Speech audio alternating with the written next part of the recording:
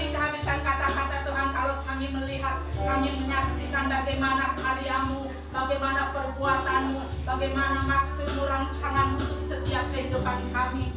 Terima kasih Tuhan, hari ini kami memperingati kenaikan Engkau Yesus ke surga. Terima kasih buat anugerah-Mu Yesus. Hari ini kami mau merayakan kenaikan Tuhan Yesus. Biarlah kiranya Tuhan sendiri ada hadir di tengah-tengah kami, menikmati ibadah kami, menikmati pujian kami, menikmati penyembahan kami, menikmati kehadiran kami di ibadah kenaikan Tuhan Yesus pada sore hari ini. Amin. Haleluya. Saya sedang semuanya untuk siapkan, fokuskan hati dan pikiran kita. Tuhan.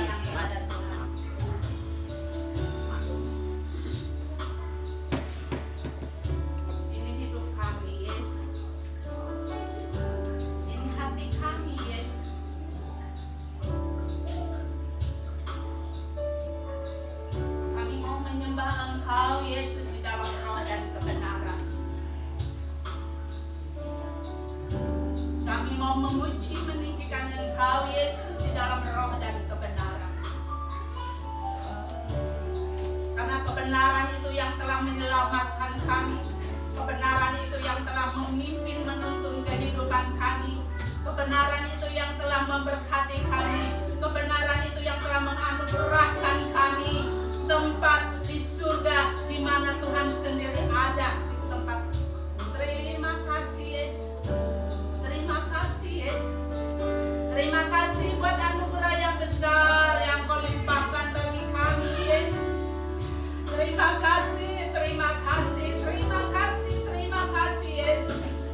Terima kasih Yesus.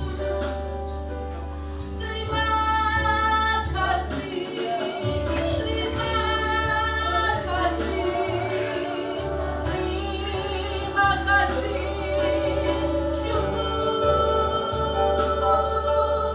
Syukur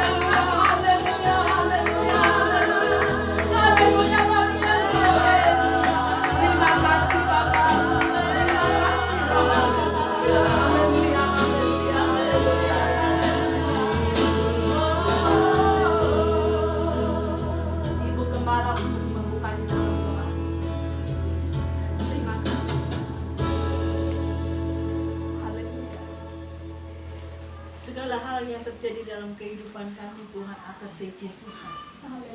Dan tidak ada hal yang tidak kami tidak mengucap syukur. Kami mengagumi Engkau. Yes. Kami percaya pada keajaiban-keajaiban, mujizat-mujizat, waktu-waktu yang Tuhan tepat yang Tuhan berikan kepada kami. Terima kasih Tuhan. Jika hari ini kami ada sebagaimana kami ada, itu karena anugerah Tuhan. Dan hari ini adalah hari kenaikan Engkau. Hari di mana kami juga dibebaskan, menikmati anugerah-anugerah, menikmati kebajikan-kebajikan, menikmati kemurahan demi kemurahan, kemenangan demi kemenangan dalam kehidupan kami. Kami mengucap syukur kepada Tuhan karena kenaikan Engkau memberikan jaminan kepada kami, jaminan dalam hidup kami. Ada masa depan yang indah yang Tuhan berikan kepada setiap kami, pribadi lepas pribadi. Tuhan, saat ini kami mau beribadah, kami mau memuji Engkau, kami mau berdoa, kami mau mendengar firman Tuhan, kami mau menyerahkan hati kami, hidup kami kepada Tuhan. Tuhan beri acara, Tuhan memberkati ibadah kami dari awal sampai akhir. Biarlah kami disegarkan, kami mendapatkan hadirat Tuhan yang maha dahsyat dalam hidup kami. Terima kasih Bapak. Dalam nama Tuhan Yesus, kami menyerahkan ibadah pada sore hari ini. Haleluya. Amin. Sekali lagi shalom. Shalom. Duduk. Lihat kiri kanan dulu. Lihat wajah-wajah yang sudah memperoleh kemenangan. Katakan, hari ini kita merayakan kenaikan Tuhan Yesus. Hari ini kita merayakan kenaikan Tuhan Yesus.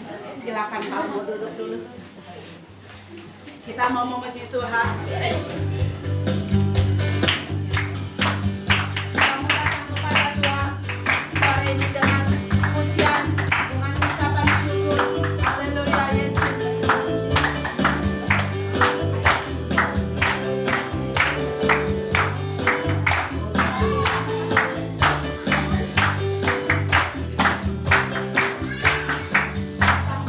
Tuhan dengan sorak-sorai.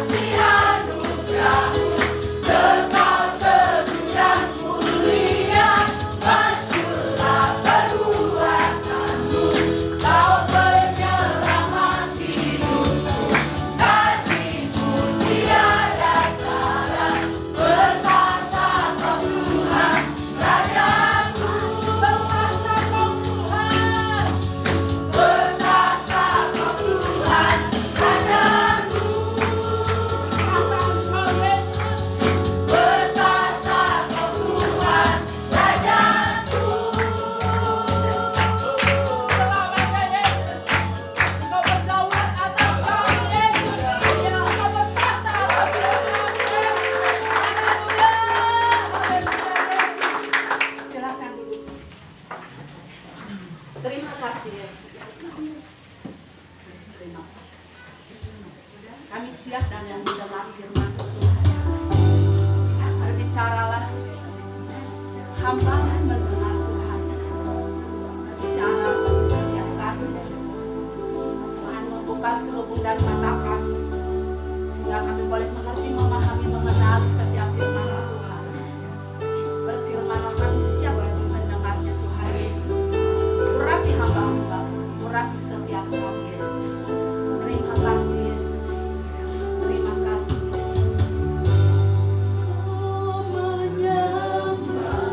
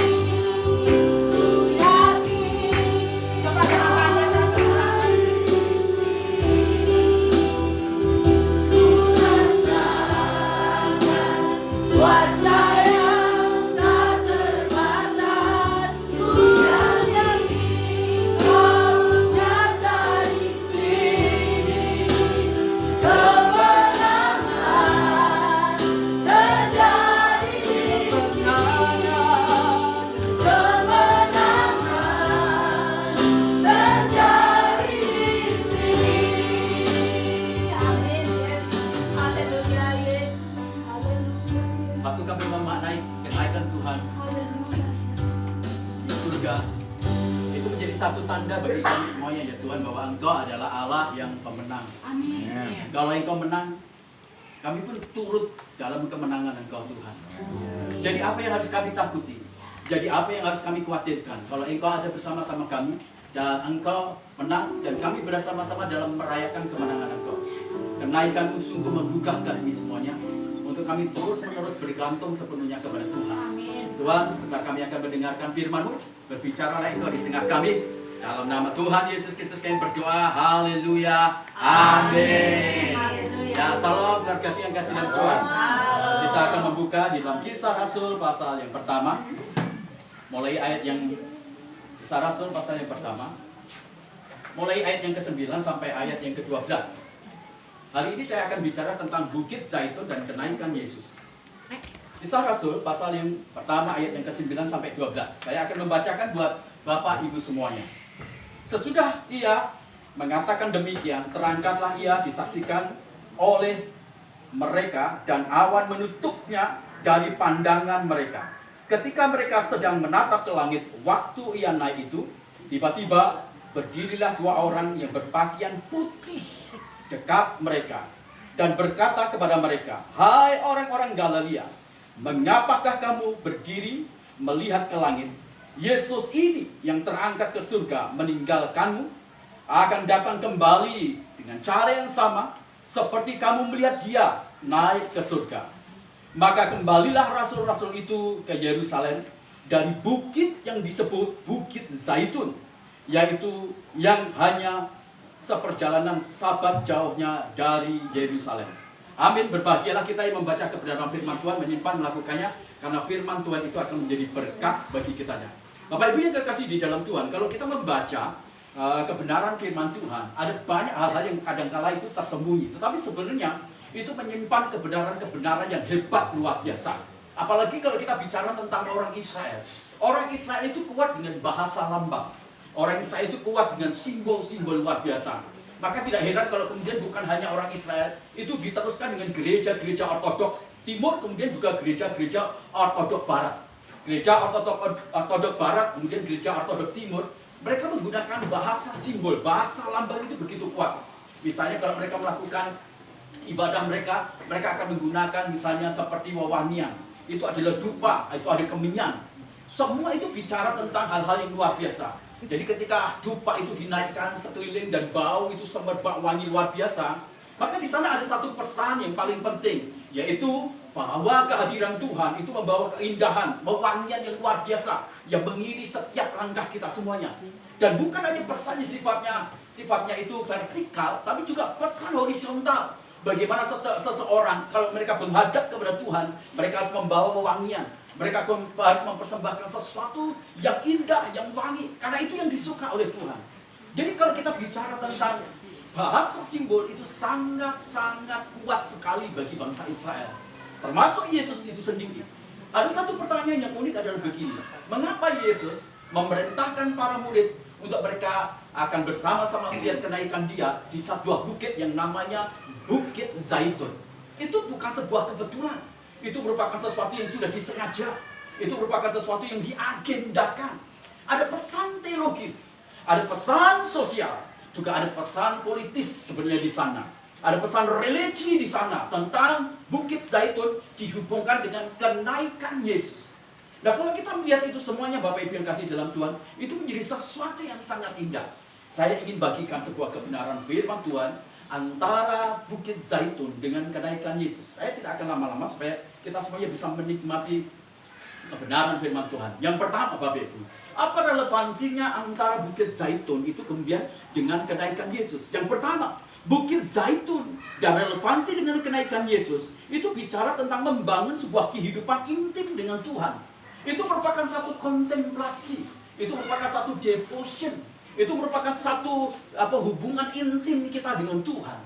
Bukit Zaitun ternyata sudah dikenal pada masa lampau, dalam historisnya dikenal pada masa lampau. Itu merupakan tempat para nabi-nabi ketika mereka berada dalam situasi-situasi pelik, ketika mereka berada dalam situasi-situasi susah, atau ketika mereka ingin mendengar suara Tuhan, Maka ternyata Bukit Zaitun itu menjadi satu tempat yang telah dipilih oleh para nabi-nabi, oleh orang pilihan-pilihan Tuhan. Mereka kemudian akan menguduskan dirinya.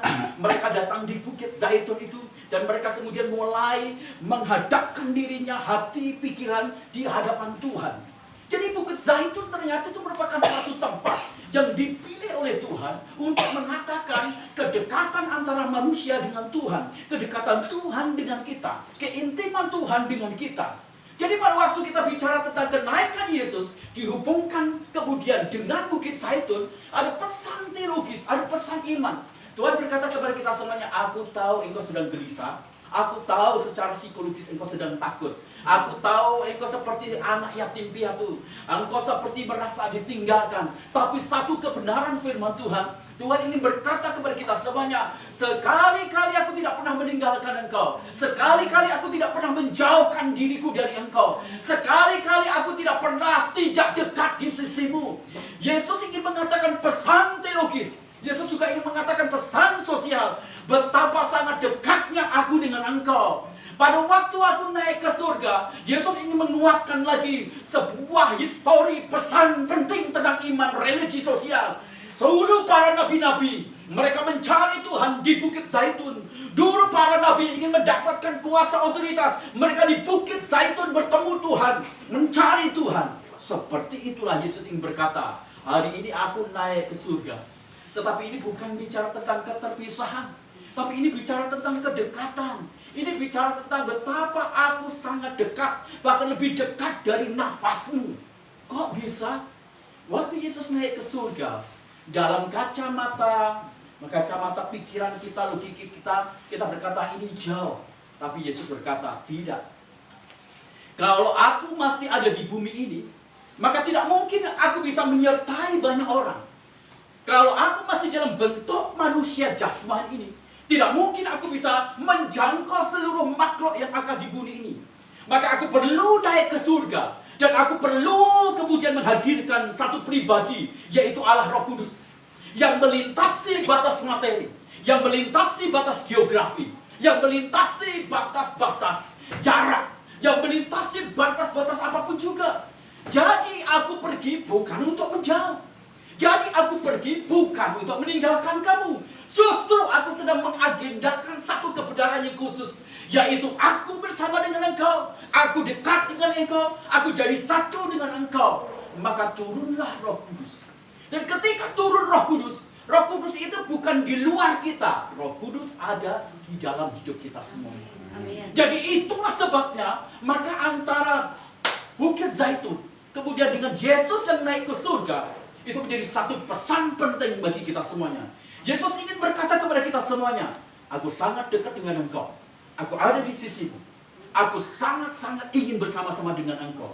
Jadi inilah histori. Mengapa Yesus memilih Bukit Zaitun untuk dia bisa naik dalam kerajaan surga. Inilah historis. Sebuah pengalaman yang dihubungkan masa lampau, dihubungkan dengan masa Yesus yang naik ke surga, tapi dihubungkan juga dengan masa yang akan datang. Jadi ingat baik Bapak Ibu kasih dalam Tuhan. Sekali-kali Tuhan tidak pernah meninggalkan kita. Sekali-kali Tuhan tidak pernah menjauh dari hidup kita semuanya.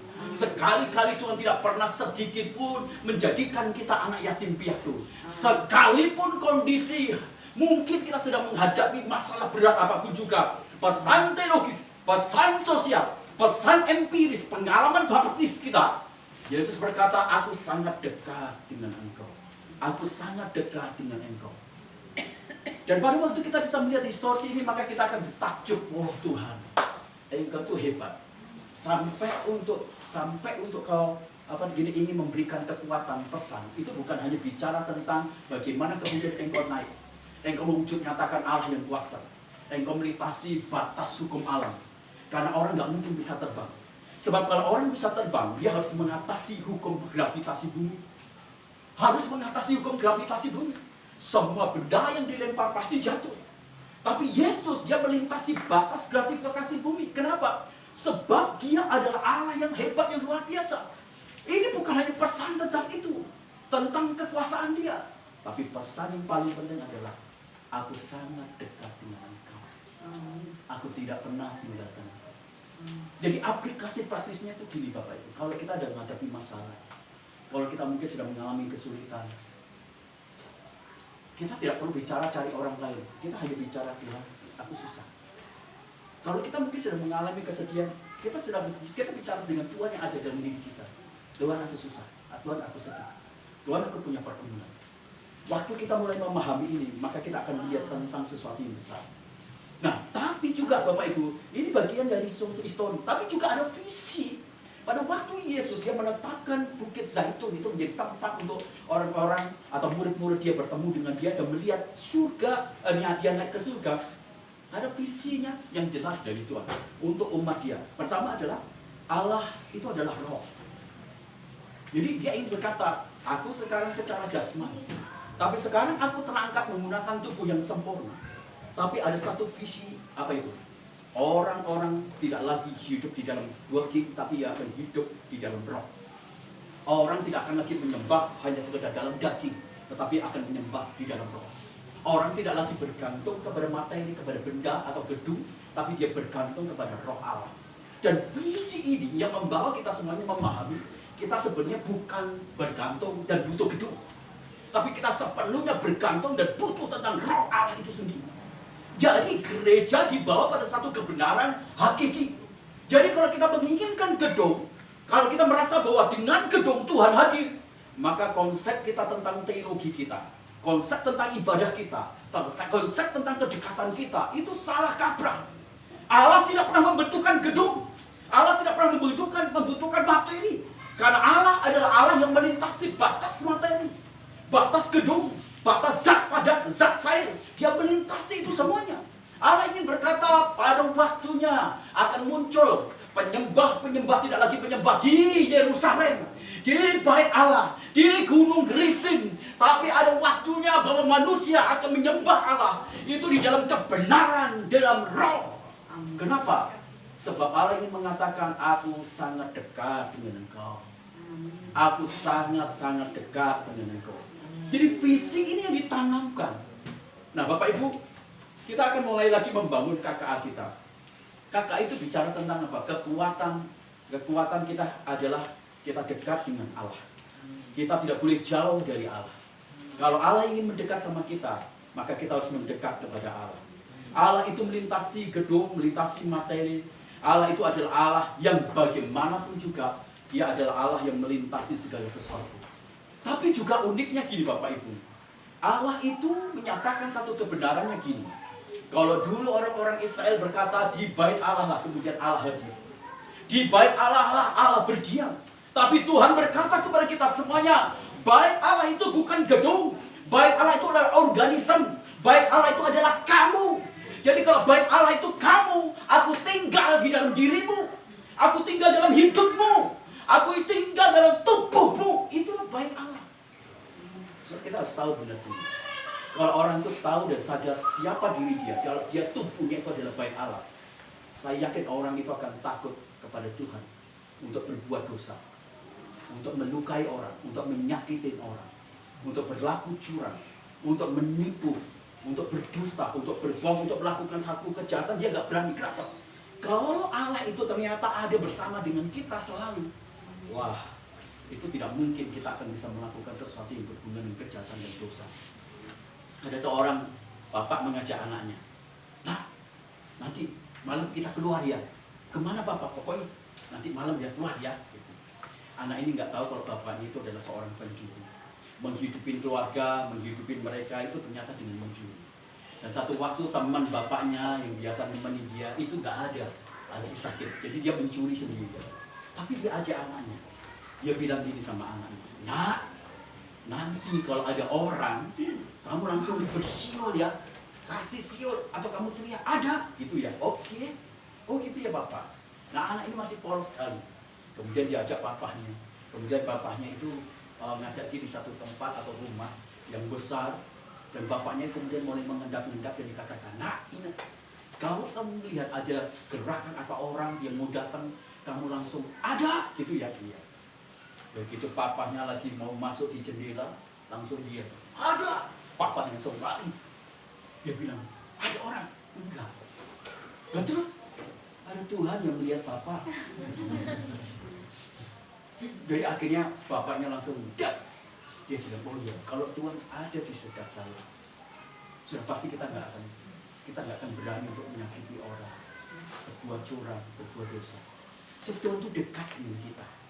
Jadi pesan aplikatif ini juga kemudian harus terjadi dalam hidup kita semua.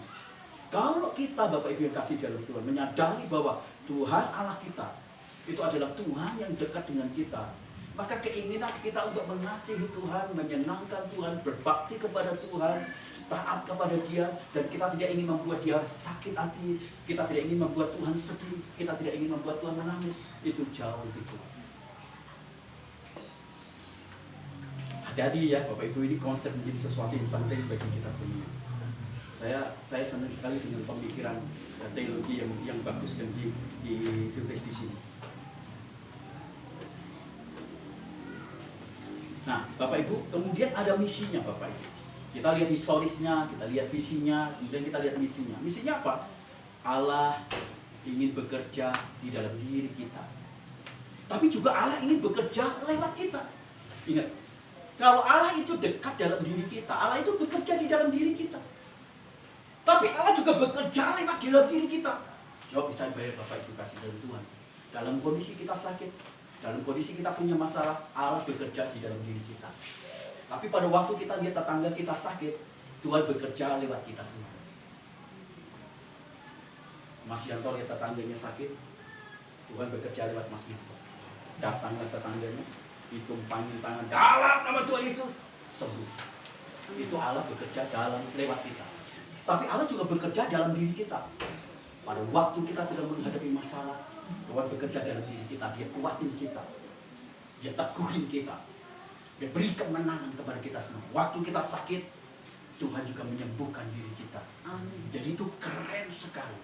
Jadi bisa bayangkan Bapak Ibu, ketika Tuhan Dia memilih tempat yang namanya Bukit Sion, dan kemudian direlevasikan dengan kenaikan Dia, pesan teologis, pesan sosial, pesan religinya adalah aku sangat dekat dengan engkau. Orang boleh tinggalkan kamu, saya tidak akan pernah tinggalkan kamu. Orang boleh menjauhi kamu, tapi saya tidak akan jauhi kamu. Saya akan stabil dan selalu ada di sisi. Wah, keren kan?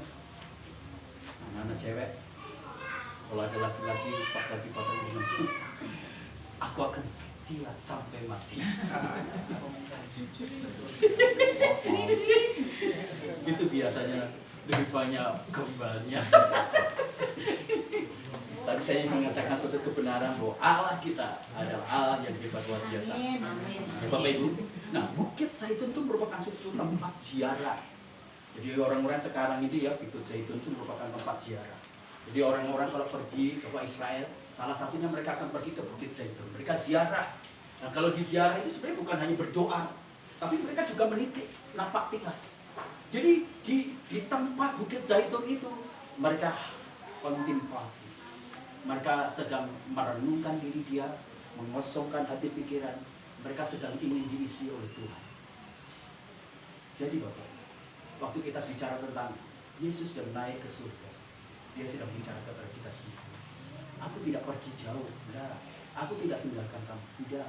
Aku tidak ingin membuat kamu yatim piatu, enggak. Aku tidak ingin membuat kamu sendiri, enggak. Tapi aku menyertai kau sepanjang masa, sampai kesudahan zaman. Amin. Itu harusnya meneguhkan dan menguatkan kita. Yang kedua Bapak Ibu, apa hubungannya antara Bukit Zaitun kemudian dengan apa kenaikan Yesus? Yang kedua, Allah itu adalah Allah yang menggenapi nubuatnya. Allah itu adalah sang pembuat nubuat dan Dia menggenapi nubuat.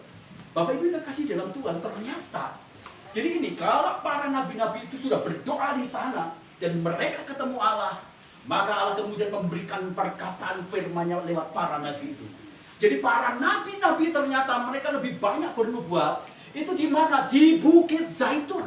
Dari masa lampau ternyata baik Bukit Zaitun itu bukan hanya tempat dia bertemu dengan Tuhan, tapi tempat bagaimana Tuhan berbicara lewat para nabi. Kemudian dia katakan Allah berfirman. Jadi para nabi itu bernubuat.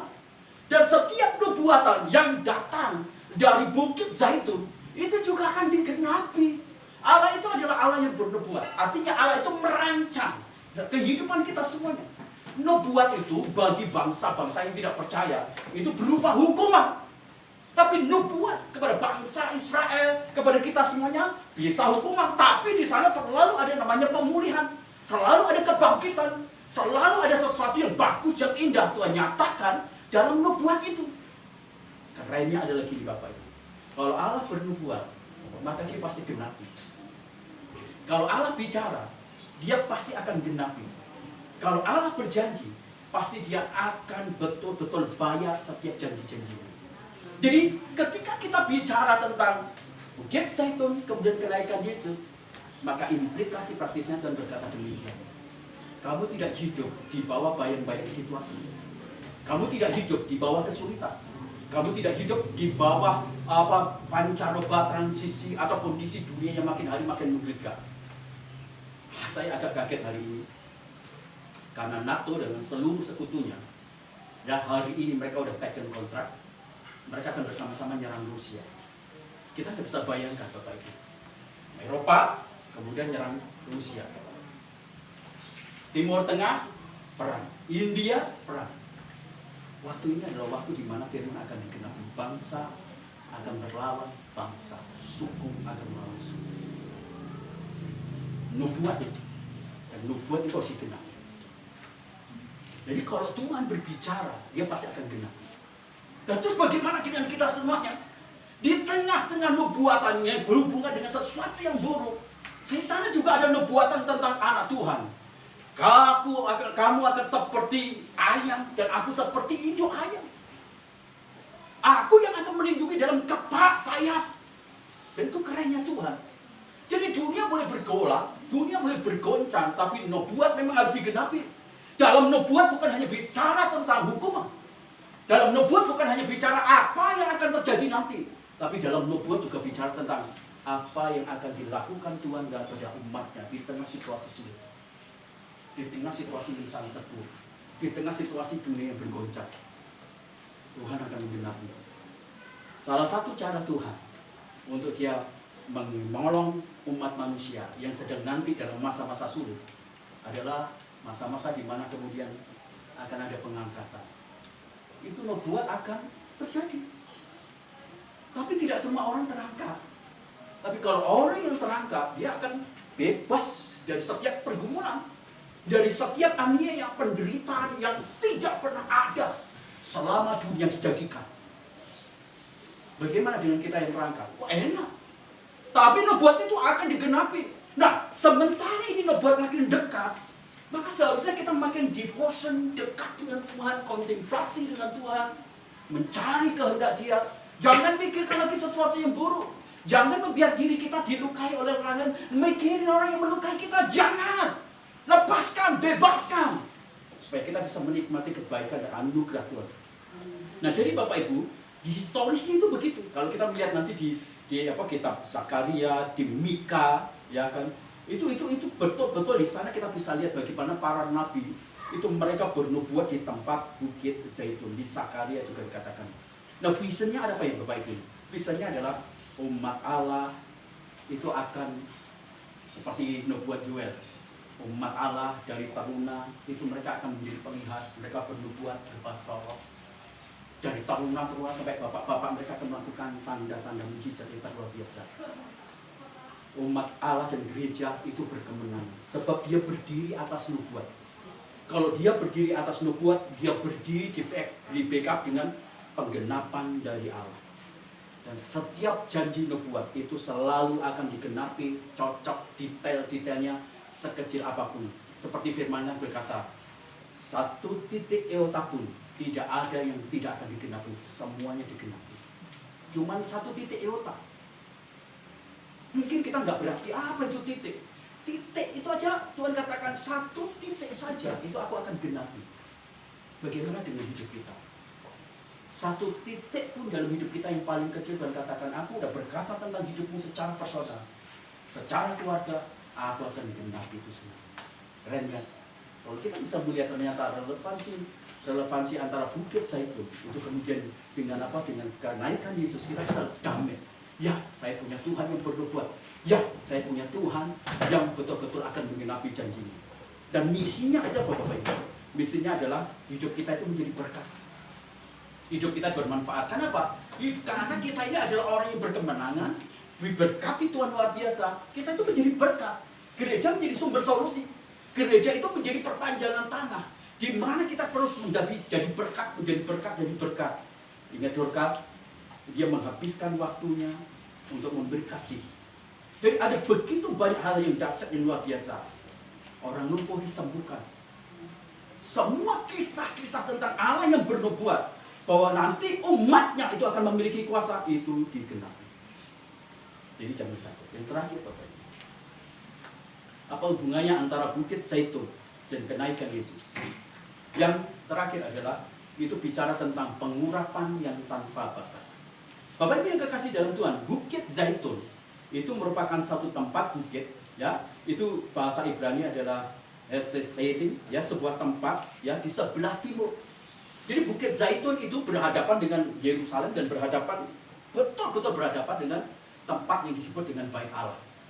Tapi Bapak Ibu tahu nggak, kenapa disebut Bukit Zaitun? Karena di sana ada banyak tanaman-tanaman zaitun. Nah, tanaman zaitun itu bukan untuk dimakan. Jadi yang dinamakan Bukit Zaitun itu adalah sebuah tanaman atau pohon yang dibudidayakan khusus untuk dicari, diambil minyaknya untuk pengurapan. Saya ingin mengatakan inilah namanya lambang dan simbol yang besar. Waktu Yesus dilahirkan, dia dilahirkan di mana? Di Bethlehem. Di mana tempatnya? Di sebuah kandang. Tapi Bapak Ibu tahu, tempat Bethlehem itu disebut dengan namanya Migdal Eder. Apa itu Migdal Eder? Jadi Bethlehem itu adalah penghasil domba yang dikhususkan untuk korban. Jadi korban penebus dosa, korban penebus salah, korban penebus pendamaian. Itu diperlakukan. Jadi pada waktu Yesus dilahirkan di Bethlehem, di sana ada peternakan domba yang berhubungan dengan Migdal Eder. Itu pesan bahasa simbol, bahasa lambangnya adalah dia dilahirkan untuk dijadikan korban khusus bagi Tuhan. Nah sekarang Yesus, dia mau naik ke surga. Yesus memilih tempat yang namanya Bukit Zaitun. Tempat di mana minyak pengurapan itu ada. Kenapa? Sebab Yesus mau naik. Dia harus menjadi raja di atas segala raja. Di tempat Bukit Zaitun itulah minyak pengurapan. Maka harus ditabiskan dia, diurapi dia. Jadi itulah bahasa simbol yang begitu kuat yang ada dalam pengertian tentang Bukit Zaitun dengan relevansinya dengan kenaikan Yesus. Historisnya terjadi begitu. Jadi Bapak Ibu, visi dari Tuhan adalah gini. Nanti ya gini. Seseorang yang ditabiskan, berarti seseorang itu akan menjadi Allah Tuhan. Entah dia adalah raja, entah dia adalah nabi, entah dia adalah sebuah alat-alat yang secara khusus itu kemudian diurapi, ditabiskan. Kita nggak tahu, tapi sebuah visi besar Tuhan yang katakan, aku akan mengangkat engkau menjadi raja-raja, menjadi nabiku, tapi menjadi juga alatku yang khusus dan spesial, yang dikhususkan untuk aku, dan bukan untuk dunia, dan bukan untuk dirimu. Wah, ini keren sekali Bapak Ibu. Kalau kita dipakai oleh Tuhan, kalau kita diangkat Tuhan, dipromosikan Tuhan, entah kita jadi raja, entah kita jadi nabi, entah kita nanti jadi penginjilnya, entah kita nanti jadi rasulnya, entah kita nanti jadi gurunya atau gembalanya, semua itu diurapi tanpa batas. Jadi kalau kita lihat Bukit Zaitun dan kenaikan Yesus, Yesus memilih tempat ini, dia memastikan ini aku raja. Itulah sebabnya aku ada di Bukit Zaitun itu. Pengurapan ilahi sudah mengurapi aku yang tanpa batas ini. Dan karena pengurapan itulah, kuasa adikodrati itulah, memang Yesus adalah Allah, tapi ditentukan, dimeteraikan oleh pengurapan yang tanpa batas itu, maka hukum alam tidak menguasai dia. Maka hukum alam ditaklukkan. Jadi kerennya gitu. Apa yang bisa membuat kita bisa mengatasi masalah? Apa yang bisa membuat kita bisa melawan kuasa kegelapan? Apa yang bisa membuat kita kemudian bisa menerobos hukum sakit penyakit? Pengurapan Allah tanpa batas. Pengurapan Allah tanpa batas. Dan menyediakan diri kita, Tuhan pakai aku. Jadi Bapak Ibu lihat ya, waktu Yesus dilahirkan di Bethlehem, di sana dia punya satu ketentuan, ada namanya Migdal Eder. Dia dilahirkan untuk dijadikan korban khusus penebus dosa. Tapi sekarang ketika dia mau naik ke surga, dia memilih tempat yang namanya Bukit Zaitun. Tempat di mana minyak zaitun secara khusus dibuat. Pengurapan Allah yang tanpa batas, pentapisan dia menjadi raja di atas segala raja. Itu terjadi. Jadi waktu Yesus naik itu, pengurapan ilahi, itu dia kemudian mengatakan, akulah raja atas alam, akulah raja atas jagat raya, aku adalah raja di atas segala raja. Jadi raja yang di atas segala alam ini, maka mampulah dia kemudian untuk mengatasi hukum alam. Karena alam tidak akan pernah sanggup menaklukkan dari kekuatan Allah Sang Penciptanya. Pada waktu Yesus tidur bersama dengan muridnya naik kapal, ombak luar biasa sampai menenggelamkan, murid-muridnya takut. Yesus cuma bangun dan katakan, diam! Kenapa? Dia adalah Allah Sang Pencipta, Raja di atas segala raja. Jadi Bapak Ibu, pesannya gini, aplikasinya sih. Kita ini adalah hamba Tuhan yang besar yang hebat. Kuduskan diri kita. Kita tidak dipakai Allah untuk diri kita, tapi kita dipakai untuk memuliakan Dia. Pentabisan Allah, pengurapan Allah yang tanpa batas ada pada diri kita. Engkau bekerja sebagai karyawan, engkau sedang berpendidikan, pengurapan Allah ada pada kamu. Kamu akan punya promosi besar. Kamu akan bisa menduduki masa depan yang hebat. Kenapa? Kau diurapi oleh urapan tanpa batas. Yesus bilang gini, kamu pikir yang bisa melakukan mujizat, yang bisa menyembuhkan orang lumpuh, yang bisa membangkitkan orang mati, kamu pikir yang bisa kemudian membuat orang tuli itu bisa mendengar, orang bisa berkata-kata, cuman aku berkata kepadamu, setiap orang yang percaya, dia melakukan pekerjaan-pekerjaan besar, bahkan lebih besar dari aku. Sebab apa? Pengurapan tanpa batas di Bukit Zaitun itu terjadi. Iya. Kalau itu terjadi Bapak Ibu, jadi apa yang kita takutkan? Jangan selalu kalau kita punya masalah datang di pendeta. Jangan. Kau punya kuasa. Perkataanmu punya kuasa. Setiap kali kau yang pergumulan, Pak, tolong tumpangi tangan. Jangan. Gunakan wewenangmu. Otoritasmu tanpa batas. Gunakan itu semuanya.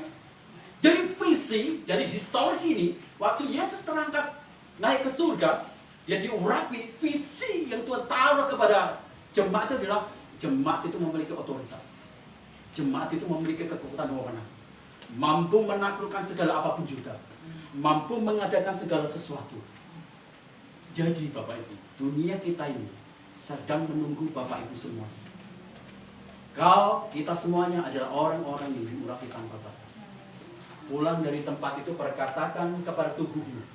Pulang dari tempat ini perkatakan kepada masa depan. Pulang dari tempat ini katakan kepada semua masalah dan pergumulan. Aku pemenang. Aku anak raja di atas segala raja. Alam akan tunduk atas aku. Karena apa? Karena aku berputar raja di atas raja. Jagat raya ini, kalau dia bisa naik ke surga dan menghantam hukum alam, hukum gravitasi bumi, maka aku juga bisa lakukan penaklukan atas hukum alam, atas hukum gravitasi bumi, atau hukum apapun juga. Sebab engkau adalah anak Allah yang diurapi tanpa batas. Melihat itu semuanya, saya keren sekali Tuhan. Dia nggak salah memilih sebuah tempat karena dia sedang berbicara tentang kekuatan dari bahasa simbol itu. Nah kalau kita lihat di visinya tadi, umat Allah yang berotoritas, umat Allah yang membawa kabar baik. Jadi misinya apa? Misinya adalah dengan hadirnya kita, dengan hadirnya gereja, maka dosa ditaklukkan, masa kuasa kegelapan ditaklukkan. Umat Allah akan menghancurkan kuasa gelap. Umat Allah yang layak karena dia dikuduskan dan kemudian dia menjadi militan, bahkan menjadi martir Kristus. Umat Allah yang tidak pernah gentar dengan kuasa kegelapan. Umat Allah yang tidak pernah gentar dengan pergumulan, dengan masalah. Umat Allah yang bisa menaklukkan, bisa mengalahkan dirinya sendiri. Manusia lamanya. Umat Allah yang berani melakukan firman. Kenapa? Karena dia adalah orang yang diurapi Allah luar biasa. Bukankah para nabi adalah orang-orang yang mendengar suara Allah dan melakukan? cocok seperti yang diperintahkan Tuhan. Jadi hari ini, waktu kita memperingati tentang kenaikan Yesus, kita belajar tentang Bukit Zaitun, relevansinya juga kenaikan Yesus. Yang pertama kita melihat bahwa Allah tidak pernah meninggalkan kita. Kita punya Allah yang dekat dengan kita. Kita punya Allah yang bersama-sama, Dia ada di dalam diri kita. Jadi dalam kesendirian kita pun, ketika kita tidak punya apa-apa, ketika orang meninggalkan kita, ketika orang menjauhi kita, ketika orang memperlakukan sesuatu yang baru, kita punya Tuhan yang dekat sama kita. Yang kedua, kita punya Tuhan yang bukan hanya dekat dengan kita, tapi kita punya Tuhan yang memiliki nubuat yang menjadi penggenap atas nubuat itu. Dan selalu akan terjadi, Allah akan menggenapi semua firman terhadap diri kita. Mazmur katakan, setiap firman Allah yang keluar, setiap nubuat yang keluar, tidak akan pernah kembali kepada Bapa dengan sia-sia. Selalu akan berhasil. Sebab perancangan dan firman Allah tidak pernah gagal. Dan yang terakhir, kita menikmati pengurapan tanpa batas. Karena Tuhan mempromosikan kita semuanya. Entah kita jadi raja, entah kita jadi nabi, entah kita jadi rasul, entah kita jadi penginjil, entah kita jadi gembala, entah kita adalah orang yang memiliki kuasa kesembuhan, kuasa iman, entah apapun juga, pengurapan yang tanpa batas memampukan kita semua memiliki kekuasaan yang di luar adikodrati manusia. Amin. Jadi mari kita bertepuk tangan untuk Allah kita yang naik ke surga.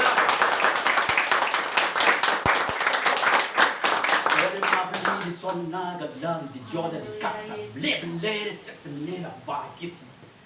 Terima kasih untuk kenaikanmu. Terima kasih karena engkau naik ke surga. Karena engkau sedang mempersiapkan bukan hanya tempat.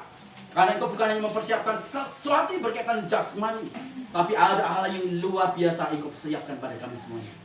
Kami berterima kasih di momen kenaikan Yesus ini. Kami benar-benar Tuhan menikmati firman. Dahsyat luar biasa. Berkati seluruh keluarga kami. Mereka akan bertumbuh dalam iman. Mereka tumbuh di dalam rohnya. Dan mereka keluar dari tempat ini. Mereka akan berkata dengan iman. Dan menghadapi hidup ini dengan ucapan sukacita. Dengan power yang luar biasa. Aku menang atas masalah. Aku akan menjadi sumber solusi. Karena aku punya otoritas dari pengurapan Allah yang tanpa batas. Dalam nama Tuhan Yesus Kristus Tuhan, kami mengucap syukur. Haleluya. Amin. Tuhan memberkati.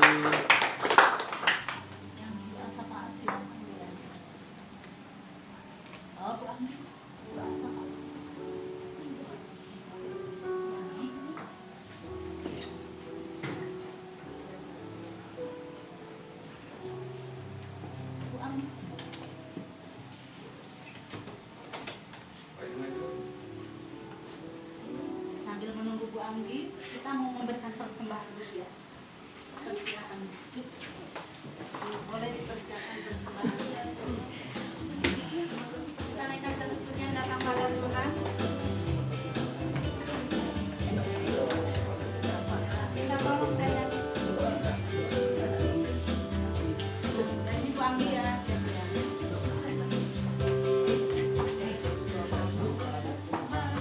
Dengan sorak-sorai datang pada Tuhan dengan nyanyian syukur. Sabda raja dan Tuhan, Allah yang berkuasa, kemuliaan hanya Bagi-Nya. Sekali lagi datang pada Tuhan. Datang pada Tuhan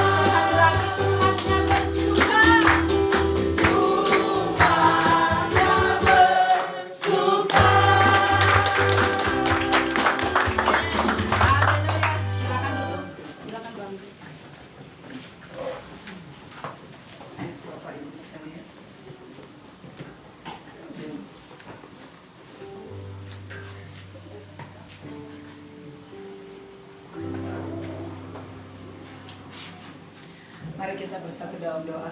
Terima kasih. Tuhan Yesus, kami mengucap syukur Tuhan Haleluya. buat hari ini. Tuhan Yesus, Amin. Kau berikan kepada kami kesehatan, Amin. Kau berikan kepada kami kekuatan, Amin. hingga kami bisa berkumpul bersama-sama dengan saudara yang Amin. mengasihi kami Terima dan kasih. yang mengasihi kami di tempat ini. Tuhan yang kami kasihi, untuk bersama-sama kami beribadah, merayakan hari kenaikan-Mu. Amin. Terima kasih Tuhan untuk kehadiran-Mu, Tuhan Yesus. Amin. Terima kasih Yesus, kami tahu kami ada di sini sebagaimana kami ada bukan karena kuat dan hebat kami, Ya, Yesus. namun semua berkat kemurahan Engkau. Amin. Terima kasih Yesus. Tuhan, kami telah memuji, kami telah menyembah Engkau dengan lagu pujian, dengan sorak-sorai. Kiranya Tuhan Yesus, apa yang telah kami persembahkan kepadamu berharga bagimu Tuhan. Kami juga telah mendengarkan firman-Mu. Biarlah firman-Mu itu menjadi rema di dalam kehidupan kami. Amin. Bisa menjadi bekal kami yang bisa kami bagikan juga kepada teman-teman kami Ya, dan Yesus. orang-orang di sekitar kami. Amin. Terima kasih Tuhan Yesus, terima kasih Tuhan. Kami berdoa Tuhan untuk negara kami ini Tuhan. Pemerintahan yang tertinggi hingga yang terendah, Ya, Engkau Yesus. berkati Amin. setiap Tuhan Amin, Yesus Yesus. yang menduduki jabatan di negara kami ini agar bisa melakukan pekerjaannya dengan baik. Amin. Kami berdoa juga Tuhan Yesus untuk jemaat kami Tuhan Yesus. Apabila ada yang sakit, Engkau sembuhkan. Amin. Apabila ada yang sedang susah di dalam perekonomian, Engkau bangkitkan kembali perekonomiannya Tuhan. Amin. Dan buat yang belum mendapat pekerjaan, Engkau berkati agar mereka nantinya bisa mendapat pekerjaan yang baik. Amin. Buat anak-anak kami Tuhan, dari sekolah dari yang kecil, TK, SD, SMP, SMA hingga yang kuliah, Engkau Ya, berkati Yesus. Tuhan. Biarlah anak-anak ini menjadi anak emas Tuhan Yesus. Mereka berguna bagi bangsa dan negara, bagi gereja kami, Amin. bagi masyarakat, terkhusus bagi keluarga kami. Amin. Terima kasih Tuhan Yesus. Terima kasih Tuhan Yesus, Engkau baik, sangat baik kepada Terima kami. kasih. Kami berdoa juga untuk kesehatan kami pribadi lepas pribadi. Engkau berikan kami kekuatan Tuhan. Jauhkan kami dari segala sakit penyakit Tuhan Yesus. Kau memberkati juga pekerjaan kami Tuhan. Agar kami bisa mencukupi segala kebutuhan kami. Dan kami juga bisa menjadi berkat hingga kami bisa memberkati orang lain. Amin. Terima kasih Tuhan Yesus, terima kasih. Kami sudah berdoa dan mengucap syukur hanya di dalam nama Tuhan Yesus. Haleluya. Amin. Terima kasih Yesus. Ya keluarga masih, mari kita berdiri bersama-sama. Angkat kedua tangan kita dan terimalah berkat Tuhan. Kasih sayang dari Allah Bapa kita lewat anaknya Tuhan Yesus Kristus yang telah mati di atas kayu salib menebus segala dosa dan kutuk kita, serta persekutuan yang Roh Kudus mengutuskan kita dari hari ke hari sehingga kita layak menjadi mempelai Kristus. Itulah sebabnya Tuhan memberkati keluargamu, Tuhan memberkati usahamu, Tuhan memberkati masa depanmu dan masa depan keturunanmu, Tuhan memberkati kesehatanmu. Keluar masukmu engkau hanya bisa menemukan pintu berkat Tuhan saja. Kami sejahtera dari Allah Bapa menyertai kita sepanjang hidup kita semuanya. Sampai fajar Maranatha menjemput kita akan bersama-sama di dalam ikatan cinta kasih, persekutuan yang indah dan tidak dapat dipatahkan, diputuskan oleh apapun juga. Dan pulanglah jadikan berkat dalam hidupmu supaya orang melihat Yesus yang ada dalam hidupmu dan beritakanlah Injil, maka Tuhan akan menyatakan tanda-tanda ajaib. Dalam nama Tuhan Yesus Kristus kami berdoa. Haleluya. Amin.